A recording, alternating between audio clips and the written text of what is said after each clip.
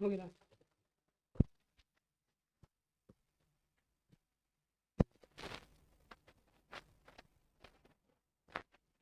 Hello नमस्कार दोस्तों, आप सभी को इस यूट्यूब प्लेटफॉर्म पर स्वागत है।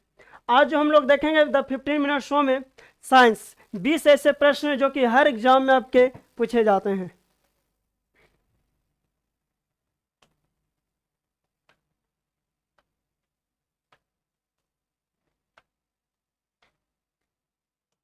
जिसमें सबसे पहला हमारा एपीकल्चर कि एपीकल्चर में जो है किस चीज का अध्ययन किया जाता है। तो याद रखिएगा, स्टडी ऑफ एपीकल्चर में जो अध्ययन किया जाता है मधुमक्खियों का। याद रखिएगा, किसका अध्ययन किया जाता है सर? तो एपीकल्चर में जो है मधुमक्खियों का अध्ययन किया जाता है। दूसरा है सेरिकल्चर कि सेरिकल्चर में किस चीज का अध्ययन किया जाता है? तो सेरिकल्चर में जो है याद रखिएगा रेशम और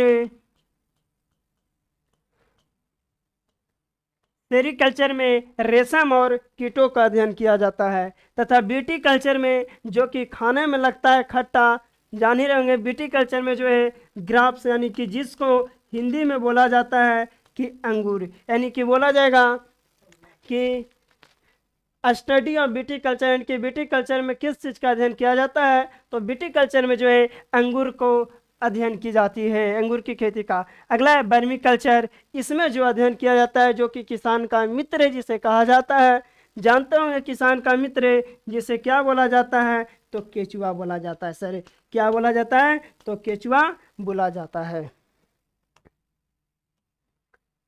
और इसी से कुछ और देख लेते हैं, और भी संभावित प्रश्न जो कि एग्जाम में पूछ सकता है। जैसे बोलेंगे हम लोग स्टडी ऑफ लिजर्ड, यानी कि जिसको बोलते हैं छिपकली। तो छिपकली के अध्ययन को जो है शिशोलॉजी कहा जाता है, तो इसे याद रखिएगा। फिर अगर हम लोग देते हैं स्टडी ऑफ ईग, एक का मतलब होता है अंडा, इसका अध्ययन को बोला जाता है ओओलॉजी।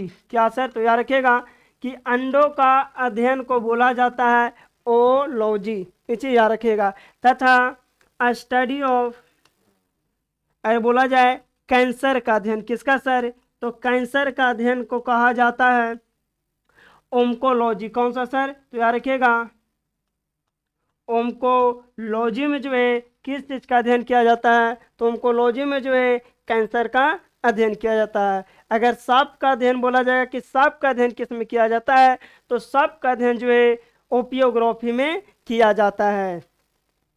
अगर ये पूछा जाएगा कि डेंड्रोलॉजी में किसका अध्ययन किया जाता है? तो डेंड्रोलॉजी में जो है जो कि झाड़ियों का अध्ययन किया जाता है। तथा अगर पूछा जाएगा कि मिट्टी का अध्ययन किस में किया जाता है? तो मिट्टी का अध्ययन जो कि पेडोलॉजी में किया जाता है। तो याद रखिएगा कि मिट्टी का अध्ययन किस में किया जाता है? तो मिट्टी का अध्ययन है जो कि पेडोलॉजी में किया जाता है।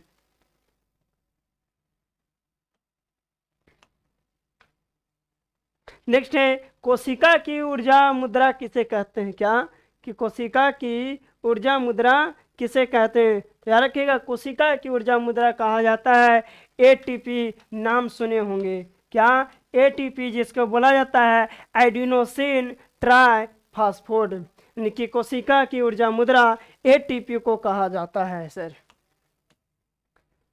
नेक्स्ट देखते हैं, नेक्स्ट है प्रोटीन की कमी से कौन सा रोग होता है? यानी प्रोटीन की कमी से कौन सी रोग होती है? तो प्रोटीन की कमी से रोग होती है जिसको बोला जाता है क्वाशियोरकर रोग।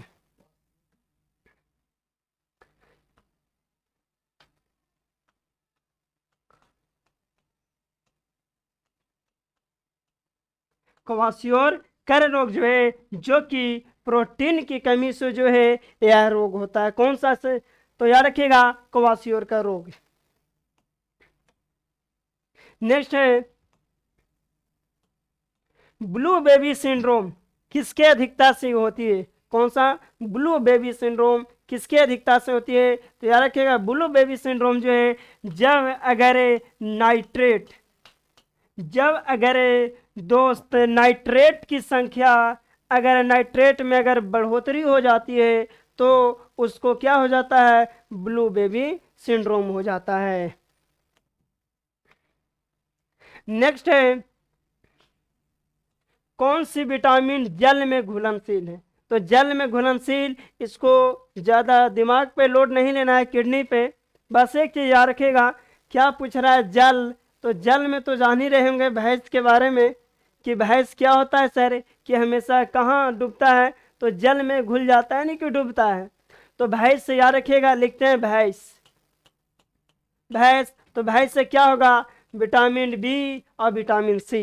याद रखिएगा, जैसे ही बोला जाएगा कि कौन सा विटामिन जल में घुलनशील है, तो दिमाग में छप जाना चाहिए कि जल बोला है तो जल में कौन डूबता है? तो भैंस डूबता है। अब भैंस से क्या रखिएगा? विटामिन बी और विटामिन सी। तो इसी से एक और अगर थोड़ा सुनो, अगर देखिएगा कि जल में है, अगर पूछा जाएगा आपसे वसा में घुलनशील विटामिन, किस में? वसा में मेरे दोस्त, कि वसा में घुलनशील कौन सा विटामिन है? तो याद रखिएगा, इसका भी और ट्रिक है जिसको बोलते हैं कीड़ा। क्या रखिएगा? कीड़ा। कि कीड़ा जो है तेल में चल गया तो छाल आ गया। कीड़ा, KEDA। ये जितना जो है आपका विटामिन के, vitamin E, vitamin D, vitamin A, जितना जो विटामिन है, कीड़ा जो है, जो कि वसा में घुलनशील है मेरे दोस्त। तथा जो भैंस जो है, यानी विटामिन बी और सी जो है, यह दोनों विटामिन किस में होता है? तो जल में घुलनशील विटामिन है। ये याद रखिएगा। विटामिन सी से और 2-3 गो प्रश्न बोर्ड वाला पूछता है कि घाव भरने में कौन सा विटामिन? Vitamin C. सब्जी बनाते समय जो है किस विटामिन की अत्यधिक खर्चा होती है? तो विटामिन सी। तो इस सब जो है विटामिन का चैप्टर में हम लोग एक बार देखेंगे, उसको एकदम आसानी से याद करवा देंगे कि विटामिन ए का रासायनिक नाम रेटिनोल, विटामिन डी का रासायनिक नाम कैल्सिफेरॉल।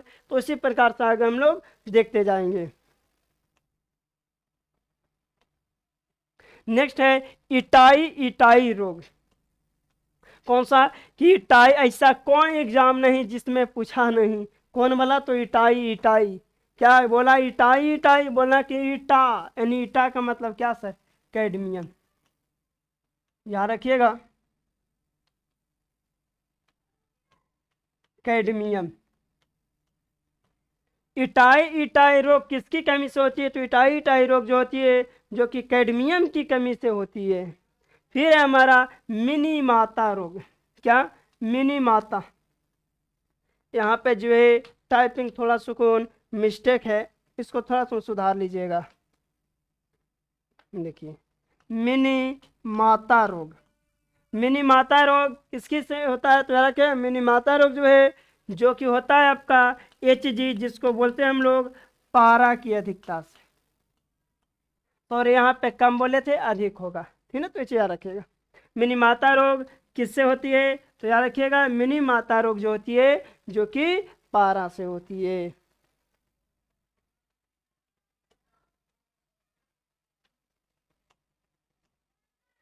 नेक्स्ट है सर्वग्राही एवं सर्वदाता रक्त समूह।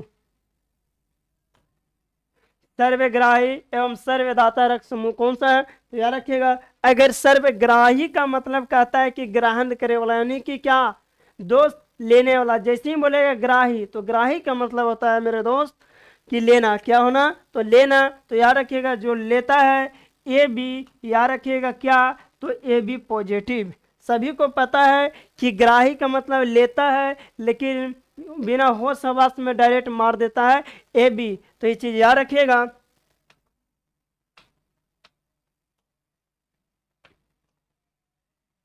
कि क्या अगर बोला जाएगा सर्वग्राही, यानी कि ग्राही का मतलब कुछ लेने वाला, तो लेने वाला होता है AB। क्या? AB। क्या? तो याद रखिएगा, AB क्या? तो AB पॉजिटिव। क्या? अगर जैसे ही बोलेगा सर्वग्राही का मतलब लेने वाला, तो AB पॉजिटिव। तथा अगर बोला जाएगा सर्वे दाता, दाता के मतलब दान देने वाला, तो सब जानते हैं दान देने वाला को बोला जाता है ओ। क्या? ओ। तो क्या पॉजिटिव या नेगेटिव? तो याद रखिएगा, उसको जो बोला जाता है ओ नेगेटिव। क्या बोला जाता है? O negative. तो ये चीज याद रखिएगा। सर्वग्राही ये भी पॉजिटिव, तथा सर्वदाता जो है वो नेगेटिव। देखिए नेक्स्ट है हमारा सीरम किसे कहते हैं। क्या सर, सीरम किसे कहते हैं। तो याद रखिएगा सीरम जो होता है ब्लड का नाम सुने होंगे। उस ब्लड में जो है, ब्लड में से अगर जब फाइब्रोजीन, क्योंकि जानते हैं सर कि ब्लड में कुल जो है 10 प्रकार का प्रोटीन पाया जाता है। उस प्रोटीन में से एक प्रोटीन फाइब्रोजिन प्रोटीन जो है, अगर इस ब्लड में से फाइब्रोजिन प्रोटीन को अगर आप बाहर निकाल देते हैं तो जो बचा हुआ हिस्सा होता है उसी को क्या बोला जाता है, तो उसी को जो है सीरम बोला जाता है। नेक्स्ट है आरबीसी का कब्रिस्तान, इसको सुधार लीजिएगा, कब्रिस्तान। आरबीसी का यार कब्रिस्तान बोला जाएगा तो याद रखिएगा जिसे हम लोग बोलते हैं हिंदी में अगर बोला जाएगा तो पलीहा।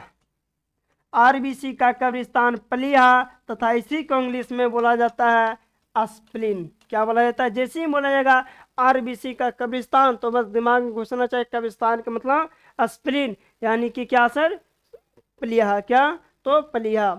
आरबीसी का अगर पूछा जाएगा कि इसका लाइफ स्पेन कितना होता है, मेरे दोस्त आरबीसी का लाइफ स्पेन अगर आपसे पूछता है तो याद रखिएगा आरबीसी का जो लाइफ स्पेन है, अगर आप एनसीईआरटी का बुक उठा के अगर देखिएगा तो जिसमें जो है